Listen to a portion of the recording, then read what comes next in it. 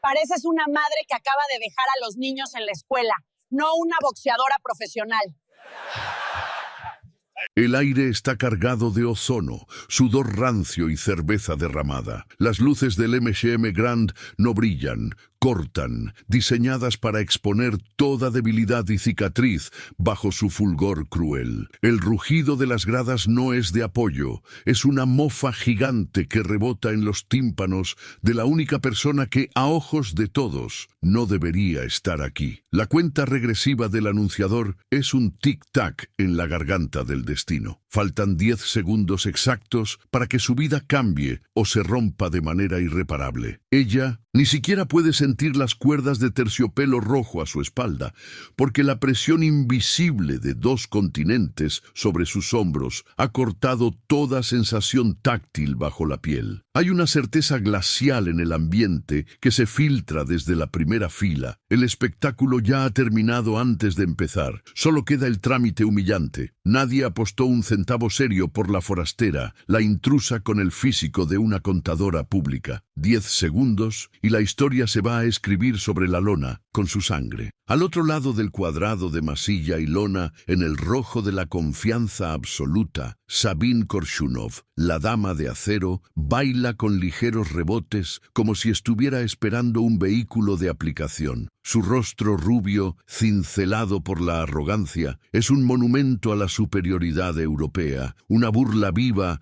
al sacrificio que la boxeadora mexicana representa. Hace solo un minuto, en la pesada quietud de la presentación, Korshunov se inclinó sobre la barricada para susurrar algo que la desafiante nunca olvidaría. Pareces una madre que acaba de dejar a los niños en la escuela, no una boxeadora profesional. Ese veneno verbal, más duro que cualquier golpe directo de guante de 10 onzas, se incrustó en el alma de la desafiante como una astilla infectada. Ahora Korshunov la examina con desdén, el gesto perezoso de alguien que revisa una pieza de carne que no vale el precio anunciado. La campeona sabe que, en el ajedrez mental, ya ganó la guerra psicológica. La mexicana, llamémosla solo la desafiante por ahora, se siente ridículamente pequeña bajo el reflector principal. No tiene el corte de mármol de su oponente. Sus músculos son fibrosos, funcionales, nacidos del trabajo y no de la vanidad televisiva, pero carecen del volumen dramático que exige el circuito de Las Vegas. Parece una oficinista disfrazada de guerrera, una amateur que se coló por error en el evento estelar. Sus ojos, fijos en las luces de la araña de techo, buscan oxígeno en un lugar donde solo hay vapor caliente y sudor ajeno. El protector bucal sabe a miedo rancio y metal oxidado. Su entrenador le grita instrucciones desesperadas, palabras que se pierden en el estruendo sónico, sonidos irreconocibles que no penetran el muro de pánico autoimpuesto. Ella está sola, completamente aislada. No es la campeona de su país en este instante. Es la vergüenza potencial de todo un continente, la materialización de la profecía de fracaso que todos sus críticos han esperado desde que cruzó la frontera. El referí, un hombre con la frialdad de un funcionario de aduanas, las acerca al centro del ring para las últimas y rápidas instrucciones. Sus palabras son un murmullo vacío de formalidad reglamentaria, pero sus ojos dicen algo más claro. Una de ustedes no sobrevivirá el primer asalto. Al separarse, la mexicana tropieza ligeramente sobre sus propios pies, una muestra de nerviosismo que la multitud interpreta como debilidad confirmada y se ríe. 10 segundos. 5. Korshunov sonríe, una mueca depredadora y perfecta que está grabada en cada cámara lenta. La desafiante mira hacia su esquina, donde la bandera tricolor cuelga pesadamente, una promesa insoportable de lo que está en juego. El anunciador grita el nombre del evento. La última sílaba se corta como un hilo tensado al límite antes de romperse. Y entonces se escuchó ese sonido brutal y agudo, el único sonido en el universo que detiene el aliento colectivo, que sentencia el inicio de la violencia pactada, el único escape posible. La campana resonó, pero el ruido no era el de una celebración, sino el eco de una sentencia inapelable. El sonido no hizo más que poner punto final a toda la discusión teórica. El zumbido de los miles de espectadores que llenaban el Coliseo se convirtió en una nota baja y constante, un rumor de expectación depredadora que susurraba solo un nombre: Caterina. María, nuestra guerrera, se movía en el centro del cuadrilátero, sintiendo el aire espeso del juicio. Los flashes de las cámaras, rápidos y cegadores, iluminaban sin piedad la disparidad física que los comentaristas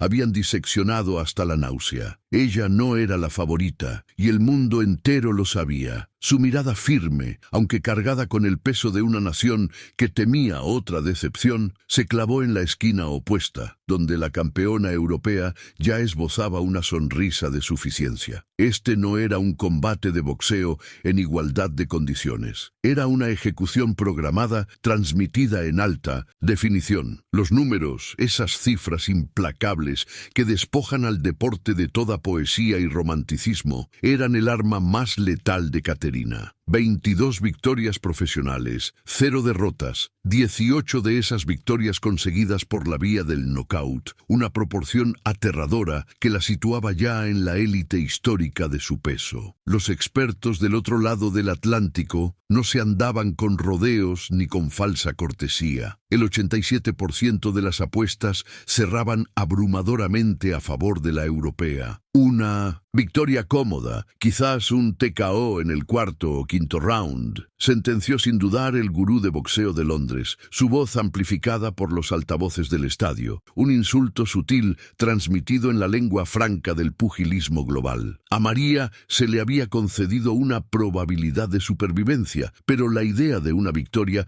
se consideraba una fantasía patriótica. La prensa especializada había pasado la última semana pintando su retrato como el de una competidora valiente. Sí, pero fundamentalmente inadecuada, lenta de piernas y predecible en el jab. Era la definición perfecta del cordero llevado al matadero mediático. La campeona, Caterina, se movía con una gracia casi indolente, como si el calentamiento final fuese un mero trámite insignificante, una ofensa a la seriedad del evento. Su físico esbelto, tallado y absolutamente musculado era la antítesis del de María, que cargaba con una estructura fuerte y algo más compacta, fruto de años de trabajo duro en gimnasios rudimentarios, lejos del lujo europeo. Días antes, en la conferencia de prensa obligatoria, Caterina había soltado la burla definitiva, un veneno encapsulado en un micrófono con el cinismo del privilegio. No sé si estoy peleando contra una boxeadora o contra una taquera de fin de semana. El eco de esa frase pendía en el ambiente, una ofensa directa a la dignidad y al esfuerzo de la mexicana. Aquel comentario no solo descalificaba el talento deportivo de María, sino que atacaba la cultura, la humildad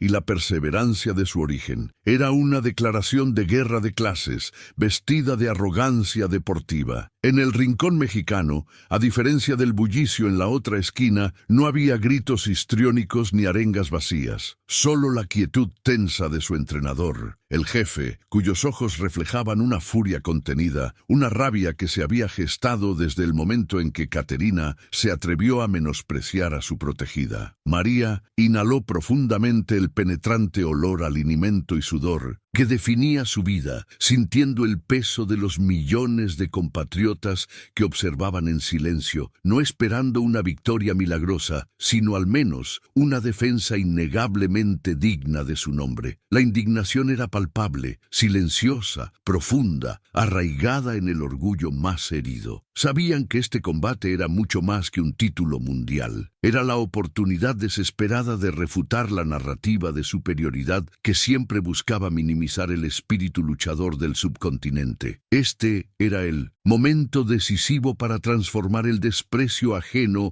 en combustible puro, para que la rabia se convirtiera en potencia Y así, bajo los reflectores que quemaban la lona del ring con luz implacable, el escenario estaba perfectamente completo para el anunciado colapso. Todo estaba alineado para el juicio final. El cuerpo ideal contra el cuerpo de trabajo, el récord intachable contra la esperanza ingenua, el poder mediático y corporativo contra el silencio de los olvidados. Los jueces ya estaban sentados, con sus tarjetas listas y esperando un trabajo fácil, un mero registro administrativo de la superioridad esperada. Se sentía la fatalidad en el aire, esa certeza amarga de que, incluso antes del primer golpe legítimo, la derrota ya había sido firmada y archivada. Pero en medio de esa atmósfera de inevitabilidad, donde el pesimismo era la única postura realista, algo pequeño y extremadamente peligroso se movía dentro de María. No era la fe ciega, era la terrible, indomable certeza de quien ya no tiene absolutamente nada que perder, solo cuentas que saldar. La campana del primer asalto estaba a punto de sonar por última vez. No era un cambio de ritmo mental, sino un salto violento hacia el archivo del dolor. Ese pesado libro de recortes que justificaba cada gramo de desprecio que ella sentía sobre el ring. Los grandes campeones tienen historias de ascenso pulcro, patrocinios tempranos y gimnasios con aire acondicionado. María, en cambio, venía de una estirpe forjada a golpe de escasez. Su primera bolsa real fue menos que un salario semanal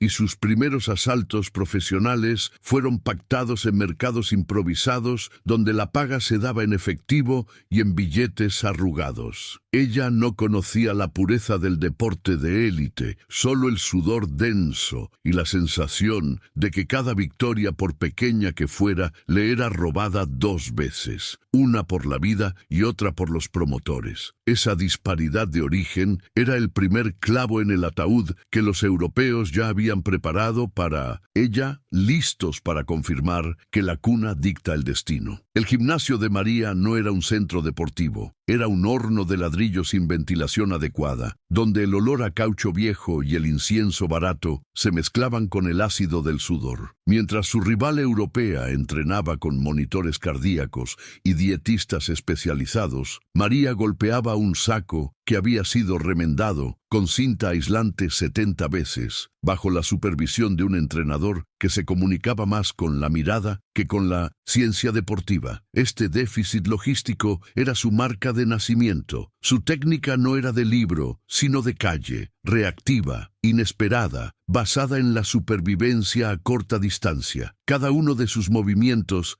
cada giro del tronco, era un recordatorio físico de las carencias, un lenguaje corporal que gritaba: «Nunca tuve tiempo de aprender a hacer esto perfectamente, solo tuve que aprender a hacerlo funcionar de inmediato». La narrativa de la invencibilidad europea se sostenía, en gran parte, sobre el historial previo de María. No era una campeona olímpica ni una sensación mediática, era una trabajadora que había perdido más peleas de las que le gustaba admitir en el camino hacia la cima. Las derrotas de María no eran caídas gloriosas, sino tropezones dolorosos contra rivales que, aunque de menor calibre, le recordaban la fragilidad de su ambición. Los expertos la veían como un escalón necesario, la retadora perfecta para hacer lucir a la campeona antes de que enfrentara a verdaderas contendientes de peso. En la mente de la élite, su récord era una mancha que justificaba el desprecio. Lo que nadie entendía era que cada vez que la lona le había besado la espalda, había absorbido no vergüenza, sino un terrible y silencioso conocimiento sobre cómo la adversidad golpea y cómo, una vez que el miedo desaparece, el cuerpo aprende a absorber el dolor como combustible. La mofa de la campeona sobre el físico de María no era solo un comentario imprudente, era una observación clínica basada en estándares de élite. La boxeadora mexicana carecía del volumen muscular europeo, sus extremidades parecían ligeramente más cortas y su complexión era la de alguien que había pasado más tiempo cargando cosas pesadas que levantando pesas en un gimnasio de alta tecnología. A ojos de la campeona, María era menuda, casi infantil, sin la densidad intimidante que se espera de una contendiente. Sin embargo, en esa aparente fragilidad se escondía una ventaja evolutiva. Su centro de 1905 gravedad estaba peligrosamente bajo. Su capacidad de absorción de golpes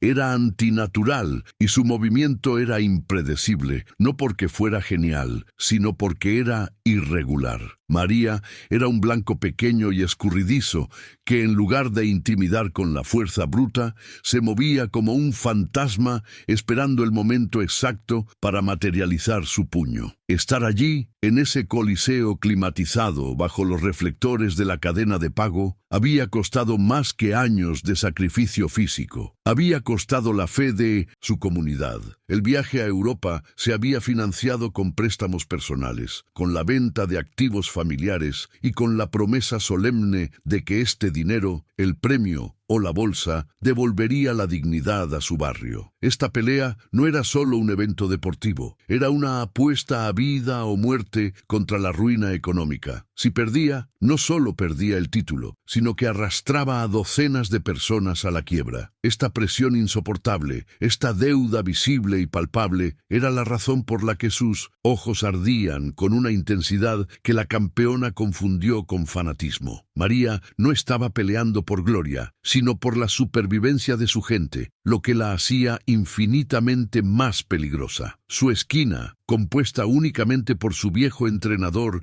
y un curtido asistente, era un microcosmos de su vida. No había nutricionistas ni psicólogos deportivos. Había dos hombres que le habían enseñado que la única medición válida en el boxeo no era el conteo de golpes, sino la capacidad de seguir avanzando cuando el cuerpo suplica detenerse. Las sesiones de sparring de María no terminaban cuando sonaba la campana, sino cuando ella vomitaba o se caía. Una metodología brutal que había sido descartada por la ciencia moderna, pero que había cincelado en su psique la única cualidad que no se puede entrenar: la dureza inhumana del alma. Cuando el entrenador le limpiaba el rostro con la toalla, el aroma al alimento viejo le traía consigo el recuerdo de todo ese dolor autoimpuesto, el precio que había pagado para que su cuerpo pequeño y dudoso pudiera albergarse el espíritu de un guerrero invencible. Por eso, mientras el árbitro se acercaba para dar las últimas instrucciones y la campeona soltaba esa sonrisa petulante que le había ganado el apodo de la Reina de Hielo, María no sentía rabia, sino una calma sepulcral. Había aceptado la asimetría de la contienda mucho antes de subir al ring. De hecho, la había abrazado. Sabía que nadie apostaba por ella, que el plan era que cayera rápido y que su historia sirviera de pie de página para la leyenda de su rival. Pero la certeza que se movía dentro de su pecho era la de quien ya está psicológicamente en el piso, despojado de toda expectativa. Ya no tenía nada que perder porque ya se lo habían quitado todo. Solo quedaban sus puños y la oportunidad de transformar décadas de humillación en el único golpe que el mundo jamás olvidaría. La campana del primer asalto estaba a punto de sonar por última vez, y la historia estaba a punto de ser incendiada. El aire denso y pesado del MGM Grand se tragó el aliento desesperado de la mexicana al sonar el campaneo final del primer asalto, un asalto que, aunque terminó de pie, ya había perdido en las tarjetas, en la percepción y en el alma. Al otro lado del ring, Anya, la favorita europea de figura escultural, ni siquiera sudaba. Observaba a la mexicana con una expresión de tedio académico, como quien estudia un insecto molesto antes de aplastarlo con un libro. La esquina de Anya irradiaba confianza silenciosa, un aura de superioridad técnica y financiamiento infinito. Para ellos, este no era un combate de boxeo, era una lección de protocolo. La mexicana, con su guardia rudimentaria y sus movimientos forzados por el miedo, era solo una nota al pie de página en su camino hacia la unificación de los títulos. El segundo asalto arrancó, y con él la metódica demolición psicológica. Anya se movió como un sistema de poleas lubricado, cada paso, cada jab calibrado no solo para impactar la carne, sino para drenar la voluntad. El plan europeo era simple y cruel: explotar la ventaja de alcance, obligar a la mexicana a perseguir sombras, gastar su escaso tanque de energía buscando un blanco que se movía con la gracia inalcanzable de un fantasma. Los golpes de la campeona eran chirridos limpios, secos, que se sentían hasta los huesos, mientras que los pocos intentos de la mexicana eran ráfagas ineficaces que se perdían en el aire o rebotaban inofensivamente en los guantes de la oponente, reforzando la narrativa de la improvisación contra el profesionalismo. La presión se convirtió en una constante física, un peso que oprimía el pecho. La mexicana podía sentir el frío desprecio de Anya cada vez que el guante se detenía a centímetros de su rostro, un stop hit que no buscaba daño, sino humillación, recordándole su lentitud y su pobre defensa. El sudor ya no era un signo de esfuerzo, era una advertencia salada que quemaba los ojos y nublaba la visión, un preludio al colapso. En la oscuridad de su mente podía escuchar las risas de los críticos que la habían llamado gorda y lenta, y cada golpe fallido era una confirmación dolorosa de sus peores pronósticos, volviendo la lona una trampa pegajosa que le impedía moverse. El oxígeno en sus pulmones se había transformado en ácido corrosivo. Mientras Anya respiraba con el ritmo sereno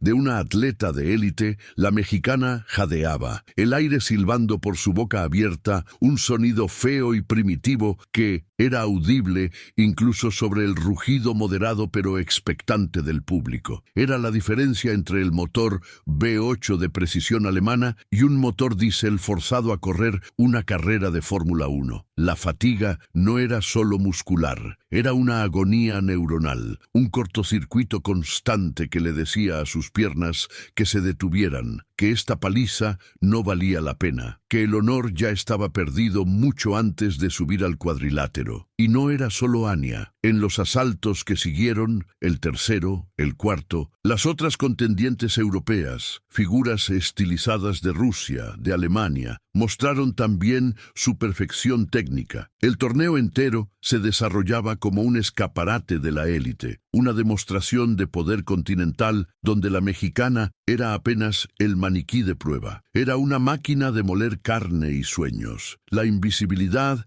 se hizo total. El público solo gritaba los nombres de las europeas. Los comentaristas hablaban de estrategias avanzadas que la mexicana simplemente no podía contrarrestar, y la cámara se enfocaba en los rostros imperturbables de las campeonas. La tortura se hizo palpable, marcada por la creciente hinchazón bajo su ojo derecho. Cada impacto recibido llevaba consigo el peso de los prejuicios. Podía escuchar débilmente los gritos de "baja la guardia" desde su esquina, consejos que su cuerpo exhausto ya no podía procesar a tiempo. Psicológicamente la estaban desmantelando golpe a golpe, forzándola a moverse, a fallar, a exponerse, hasta que la frustración nubló cualquier estrategia inicial. Los recuerdos de su humilde gimnasio, de las madrugadas sin comer, se mezclaban con el olor a linimento y sudor ajeno, haciendo de este cuadrilátero el lugar donde toda su vida de sufrimiento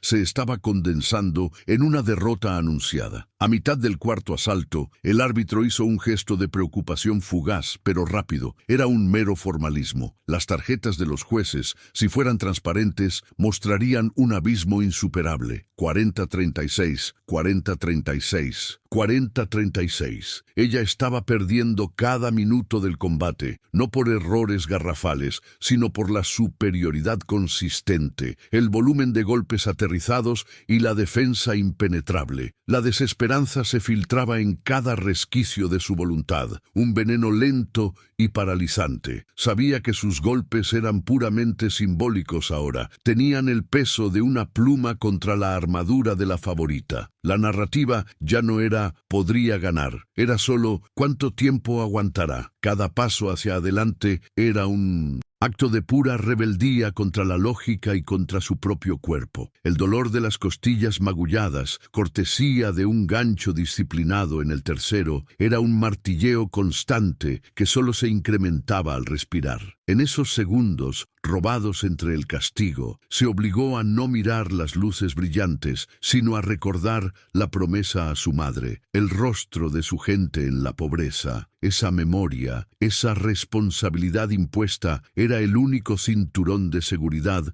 que la mantenía en la pelea. La única forma de redimir la burla sobre su físico era permanecer de pie, soportando la paliza que validaba momentáneamente el desprecio de la campeona. Entonces, en el minuto final del quinto asalto, el momento inevitable llegó. Anya, con una finta de hombro casi imperceptible, la atrapó. Un gancho de derecha, ejecutado con la fuerza precisa de un cirujano, impactó justo debajo de la oreja. No fue un golpe espectacular, sino devastador. El mundo se silenció de golpe, el suelo se onduló, y por un instante la mexicana sintió que el cerebro rebotaba contra su cráneo. El rugido de la multitud por la campeona se magnificó, convirtiéndose en un tsunami de sonido que la empujaba hacia la lona, marcando claramente el punto donde la pelea pasaba de ser difícil a ser catastrófica. Estaba tambaleándose, las piernas de gelatina y los ojos de vidrio, viendo borroso. El árbitro se acercó, sus ojos fríos midiendo la distancia de la inconsciencia. Anya avanzó para rematar la faena, con la certeza en el rostro de que su trabajo estaba hecho y que el desenlace era inminente. El dolor era tan inmenso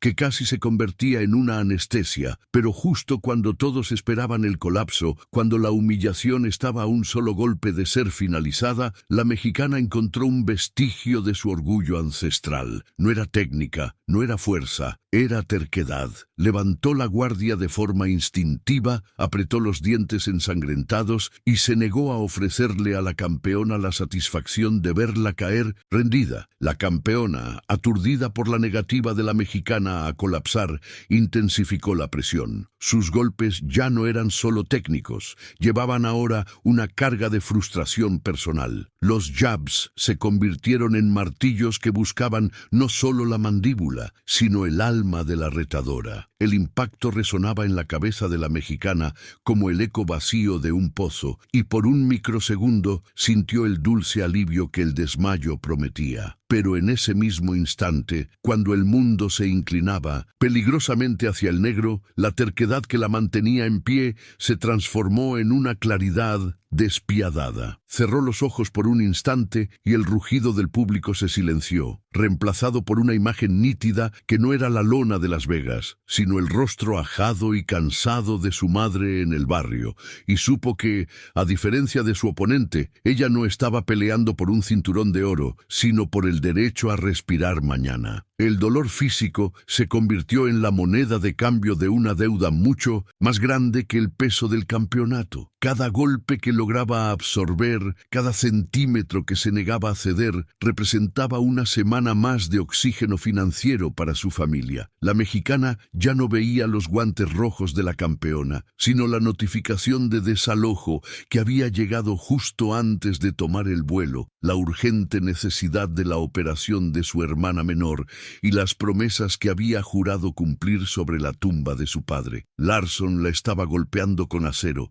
sí, pero la retadora estaba resistiendo con la dureza de la desesperación más profunda. Recordó el sonido hueco de su nevera, el miedo en los ojos de sus sobrinos, y entonces la mofa de la campeona sobre su cuerpo blando tomó un nuevo significado. La campeona se había burlado de la única herramienta que le quedaba para sacar a los suyos de la miseria. En medio de una andanada brutal que la obligó a retroceder hasta las cuerdas, sintió un sabor metálico que no era solo sangre fresca, sino el sabor corrosivo del fracaso inminente. Larson, confiada en que la había quebrado, permitió un segundo de respiro para admirar su obra. En ese pequeño lapso de arrogancia, la mexicana vio la grieta en la armadura psicológica de su rival. Si Larson luchaba por la gloria y el ego, la retadora luchaba por la vida misma. No había honor en caer, solo la vergüenza de regresar a casa con las manos vacías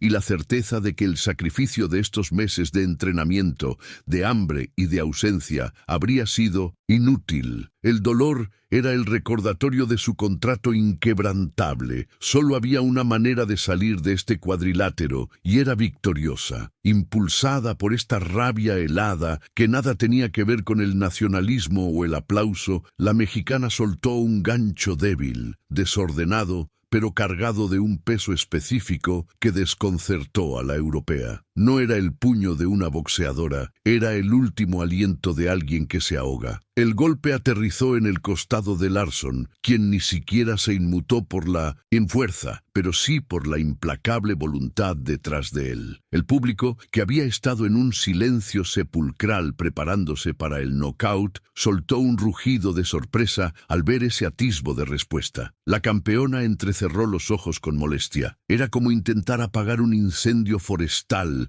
y que, de pronto, una pequeña brinchita de carbón te quemara la palma. El castigo continuó. La mexicana no esquivaba por técnica, sino que se movía por el reflejo desesperado de alguien que sabe que, si se detiene, el depredador la alcanzará. Su mente trabajaba a una velocidad febril. Si no puedo ganarle con velocidad, debo forzarla a pelear mi batalla. Una batalla de resistencia y castigo psicológico. La europea estaba acostumbrada a peleas rápidas, a la gloria inmediata. Pero la mexicana, hija de la carestía, estaba acostumbrada a sufrir en silencio y a esperar. El ring se había transformado en el barrio y Larsson se había convertido en el obstáculo más grande entre ella y la hipoteca, entre ella y la medicina de su familia. Cada golpe de la campeona era respondido con un esfuerzo mudo por mantenerse erguida, por no darle el gusto de verla humillada. Los últimos 30 segundos del asalto se convirtieron en una pesadilla visual. La mexicana se tambaleaba, sus rodillas se doblaban como si fueran de papel, y el árbitro se acercó peligrosamente, con el ceño fruncido, listo para intervenir. El ruido constante de los gritos de su esquina se convirtió en un eco lejano, reemplazado por el jadeo entrecortado de su propia respiración. En ese momento de extrema vulnerabilidad,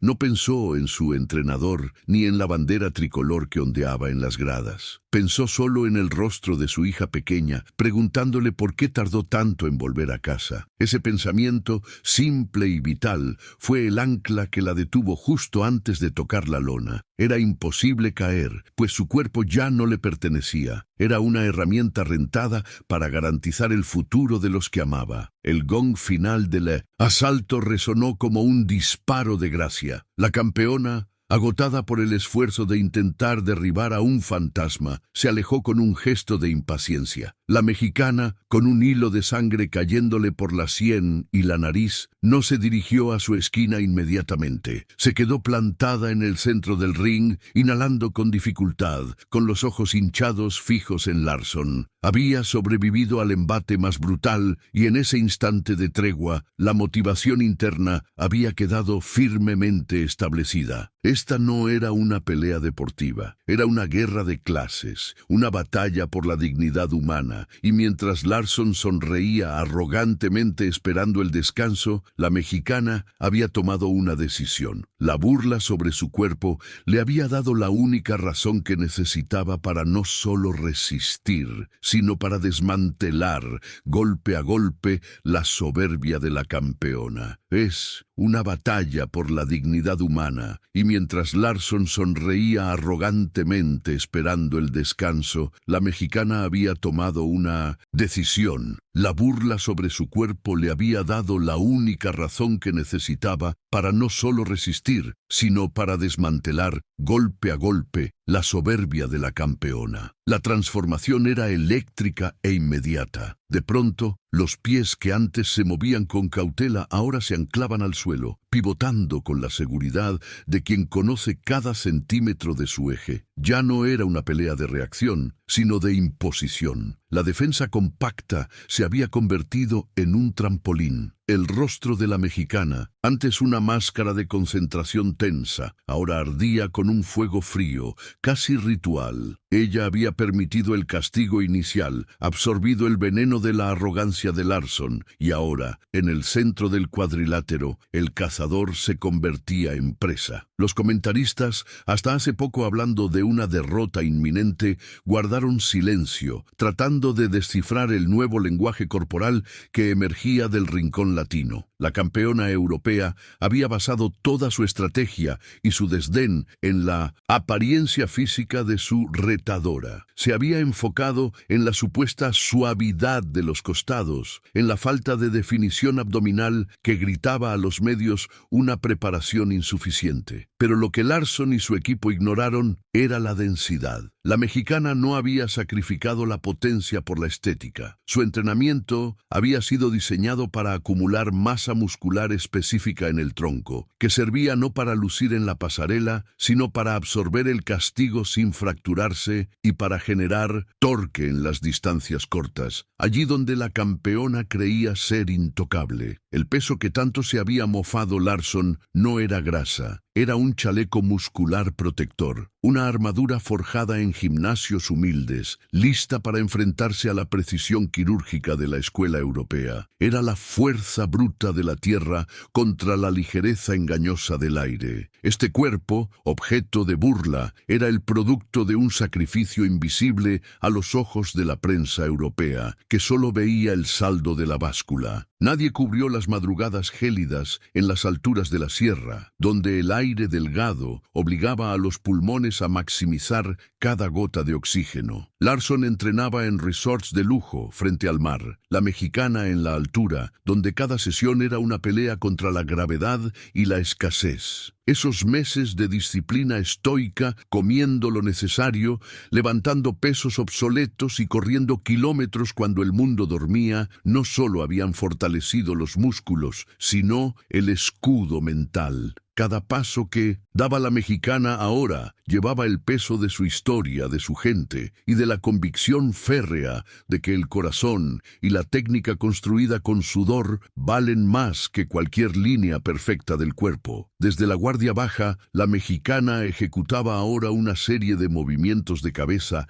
milimétricamente precisos, que hasta entonces no habían sido necesarios. Larson, confiada en su alcance superior, soltaba el jab con una cadencia predecible. Lo que no sabía era que la mexicana había pasado horas entrenando la negación del jab, bajando el centro de gravedad justo en el momento del impacto, forzando a la campeona a golpear el aire o a exponerse innecesariamente. Este cambio de postura, un pivote constante, reducía el campo de acción de Larson a la mitad, forzándola a cortar la distancia más de lo que su estilo de pelea cómodo le permitía. Ella estaba entrando al territorio de la mexicana, la zona sucia y claustrofóbica donde la potencia de un gancho lanzado desde la cadera podía romper cualquier esquema. En la esquina, el entrenador de la mexicana asentía con la cabeza, una pequeña sonrisa de complicidad cruzando su rostro curtido. Este era el momento exacto. La estrategia había sido clara desde el primer día: resistir el embate inicial, permitir que la arrogancia de Larson creciera y se volviera perezosa, y solo entonces, cuando la campeona se sintiera invencible, activar el plan B. Habían estudiado innumerables horas de video, notando cómo Larson, cuando sentía que tenía el control total, olvidaba las sutilezas defensivas, dejando abierta esa pequeña ventana de tiempo entre el 1-2 y la guardia completa. Esta ventana, de apenas un segundo, era el único lugar en el cuerpo de Larson al que la mexicana podía llegar, y ella había entrenado ese golpe de contraataque hasta la extenuación, sabiendo que no habría margen para el error. El ritmo del combate sufrió una metamorfosis brutal. El sonido de los guantes, que en los asaltos previos había sido el pop ligero y agudo del jab de Larson, aterrizando en la guardia, ahora se transformaba en un tud sordo y violento. Era el ruido de las mexicanas contraatacando al cuerpo, golpes que resonaban hasta la médula, diseñados para quemar el tanque de oxígeno de la campeona. Larsson frunció el ceño por primera vez, sorprendida no solo por la potencia inesperada, sino por la disciplina de su oponente para no caer en la pelea abierta. La mexicana se movía con una economía de esfuerzo aterradora, su respiración constante y controlada, un susurro silencioso que contrastaba con los jadeos audibles de la campeona que ya empezaba a dudar. En la esquina roja, Larsson sentía el cambio de temperatura. Sus puños, acostumbrados a encontrar objetivos fáciles, ahora chocaban contra un muro de resistencia que no figuraba en ningún informe de scouting. El desprecio se evaporó rápidamente, dejando un rastro de confusión y una incipiente desesperación. Se dio cuenta, con un escalofrío que le recorrió la espina dorsal, que la persona que había subido a la báscula y que había sido el centro de sus bromas no era la misma persona que tenía enfrente. Estaba peleando contra el espíritu indomable de quien no tiene nada que perder, contra la culminación técnica de meses de preparación oculta. La revelación era un golpe psicológico más devastador que cualquier uppercut. La burla había despertado no a una contendiente, sino a una verdadera fuerza de la naturaleza. La campeona sintió ese cambio de presión en el aire, el mismo que precede a un huracán. Ya no era un combate técnico, era una lucha por la supervivencia que ella, en su arrogancia, había provocado. Podía escuchar el eco sordo de los miles de alientos mexicanos, convertidos ahora en un rugido primario que vibraba en las cuerdas del ring. Sus jabs de tanteo, antes certeros, golpeaban ahora contra una sombra que se movía con una fluidez ajena a la boxeadora que había estudiado en video. Sus ojos buscaban al referí, buscando un respiro, una pausa que no llegaría. La burla inicial se había evaporado. Solo quedaba el frío terror de enfrentarse a algo que no figuraba en su hoja de scouting. Esto era México contra Europa, historia contra estadística, y la historia, esta noche, parecía hambrienta. Para la mexicana, el rugido no era solo apoyo, era la sangre que hervía en sus sienes, el juramento silencioso que había hecho a sus ancestros. En el tercer asalto, en el instante exacto en que sintió el roce de un guante europeo cerca de su oreja, una claridad brutal descendió sobre ella. La pelea no se ganaría por puntos, sino por aniquilación total. El plan cauteloso de su esquina, el que le pedía medir la distancia y esperar, se desvaneció en el hedor del linimento y la adrenalina. Lo que estaba a punto de hacer era ir contra todo manual de boxeo, era sacrificar la seguridad de su defensa por la posibilidad de un final glorioso e inmediato. Una voz interior le gritó, todo o nada, ahora o nunca. Y la decisión, pesada y absoluta, se tomó en ese microsegundo. El cambio fue físico, tangible. Mientras retrocedía 2 pasos para crear espacio, su postura se hundió apenas 1 centímetro, transfiriendo todo su peso a la pierna delantera. Ya no se movía como una bailarina de puntas, sino como un martillo alzado. Sus ojos, antes enfocados en los hombros de su rival, se fijaron ahora directamente en el centro de masa de la campeona, el punto vulnerable que la soberbia había dejado expuesto. El sudor salado le picaba los ojos, pero ella no parpadeó. Escuchó a su esquina gritar algo sobre la guardia, pero el sonido era amortiguado, irrelevante. En su mente, el ring se había encogido hasta convertirse en el ojo de una tormenta. Solo existía ella y el blanco perfecto, esperando la ejecución de un movimiento ensayado miles de veces en la oscuridad. Lo ejecutó con la frialdad de un cirujano y la velocidad de un rayo. Fingió el deslizamiento hacia la izquierda, un movimiento que la europea ya había catalogado como una señal de cansancio. La campeona, confiada en su lectura del ritmo, se preparó para castigar el supuesto error con un derechazo al hígado. Pero en lugar de seguir con el esperado gancho defensivo, la mexicana detuvo el movimiento a mitad de giro. Fue un cambio de dirección imposible, un quiebre de cadera que generó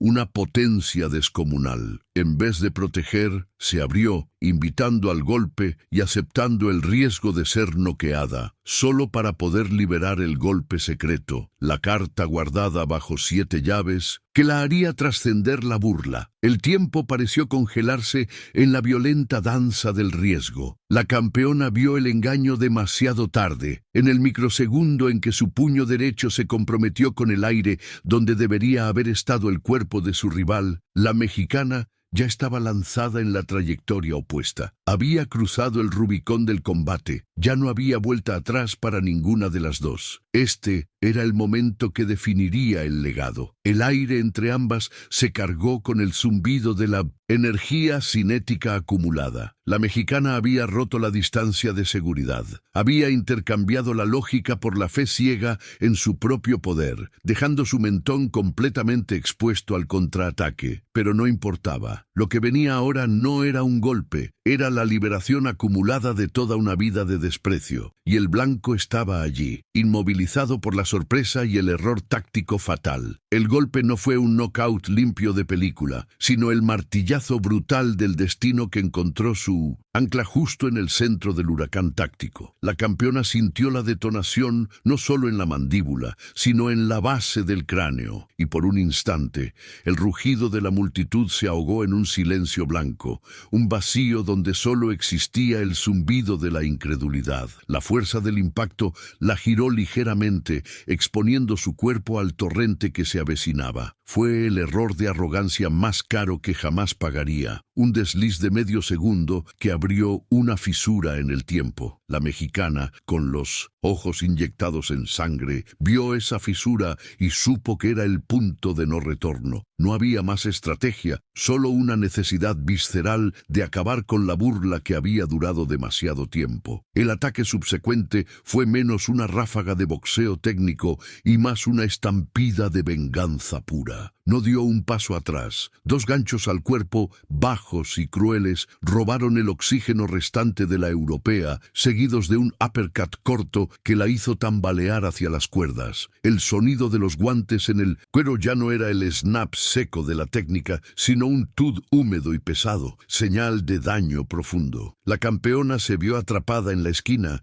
su defensa élite evaporándose por el pánico y el dolor, sus brazos levantados por mera inercia, no por propósito. La mexicana era una tormenta indetenible, su mente enfocada en el único blanco permitido, la quijada que había pronunciado el desprecio. Mientras la campeona se desmoronaba, la mexicana también estaba operando en el rojo absoluto. Cada golpe era un préstamo que su cuerpo no podía pagar.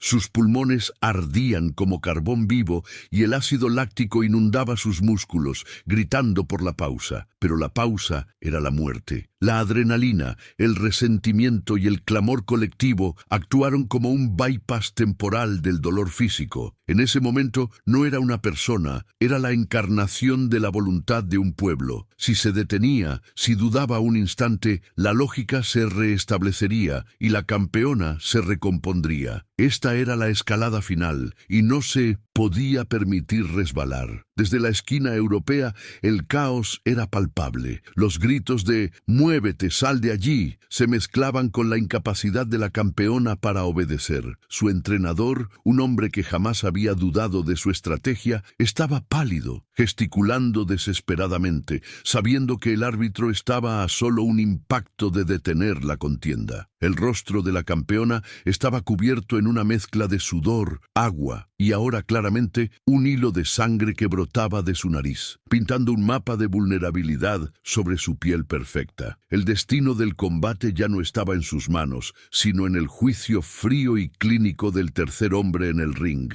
La campeona, en un acto reflejo primitivo, intentó aferrarse. Buscó el clinch, la desesperada danza del abrazo para detener la masacre, para ganar ese medio segundo vital que le permitiera respirar. Pero sus piernas traicionaron el intento. Sus movimientos eran lentos, torpes, como si estuviera luchando bajo el agua. La mexicana olió esa debilidad. En lugar de dejarse envolver, usó su hombro para crear espacio y descargar un derechazo corto que no buscaba la cabeza, sino el núcleo vital. La fuerza impactó el plexo solar de la europea. El sonido fue un uf ahogado que resonó incluso sobre el grito de la multitud. Ese golpe al cuerpo cortó la respiración de la campeona y, más crucialmente, le robó la voluntad. Se dobló ligeramente y en ese instante de dolor y vulnerabilidad expuesta, su mente se quebró. Senentus preguntó por primera vez dónde estaba su superioridad física, dónde la burla sobre el físico humilde de su adversaria. Vio la cara de la mexicana, ya no la figura que había subestimado, sino una máquina fría de demolición. La campeona era una estatua tallada en mármol,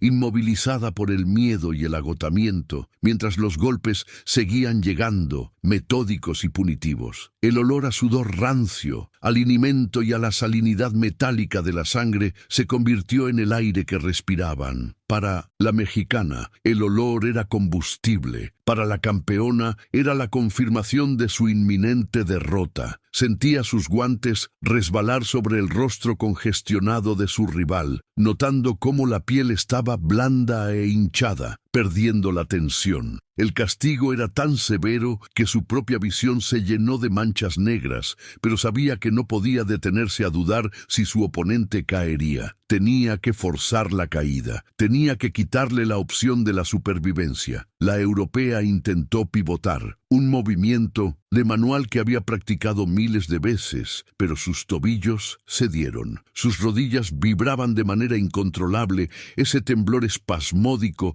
que es el precursor de la caída inevitable. Su cerebro enviaba órdenes confusas: defender, correr, resistir, pero el cuerpo, masacrado por la acumulación de 11 asaltos de presión y los últimos 90 segundos de infierno, se había declarado en huelga. Estaba flotando, totalmente desconectada del suelo, su equilibrio físico y mental completamente destruido. La mexicana vio el colapso, lo sintió. No era satisfacción, sino una urgencia brutal de terminar la tarea. Levantó su izquierda, un gancho que era la suma de todo su desprecio, de cada sacrificio, de cada puerta que le habían cerrado. La trayectoria del golpe era perfecta, dirigida al último punto de resistencia que quedaba en el rostro de la campeona. Si ese golpe aterrizaba, no habría cuenta. El árbitro intervendría sin dudar. Era el golpe definitivo, la rúbrica de una hazaña. El tiempo se fragmentó. El estruendo de la multitud se elevó a un tono ultrasónico, un sonido que dolía los oídos. La campeona, ciega y tambaleante, dio medio paso hacia atrás, dejando el mentón peligrosamente expuesto, un objetivo limpio y tentador. La mexicana vio el espacio, 1 metro cuadrado de lona